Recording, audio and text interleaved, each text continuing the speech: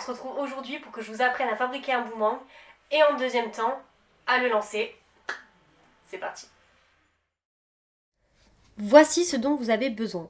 Une boîte de céréales ou une boîte en carton assez souple, une règle, un stylo, une agrafeuse, si possible, ou de la colle et du scotch qui feront largement l'affaire. Premièrement, nous allons découper grossièrement notre boîte en carton.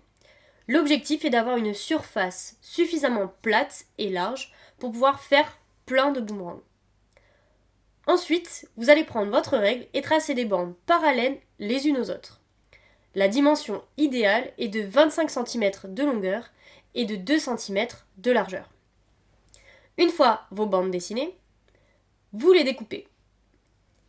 Maintenant qu'on a nos deux bandes, on va les mettre en croix ou en plus, vous l'appelez comme vous voulez, et on aura plusieurs options. La première, c'est de l'agrafer au milieu avec 2 agrafes, ou sinon, vous venez coller le milieu avec de la colle, mettre la bande par-dessus, puis consolider avec le scotch tout autour.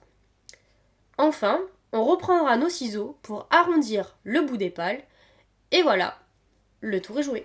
Ok, donc maintenant on a notre boomerang. Ce qu'on va faire, c'est que ça va être l'endroit, et ça va être l'envers, donc le côté moche.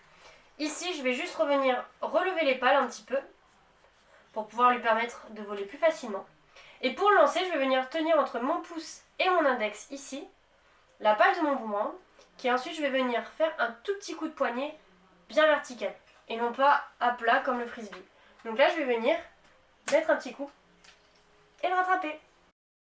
Également, vous pouvez décorer votre boomerang pour le voir plus facilement en l'air. Je vous ai donc mis quelques exemples pour vous donner des idées.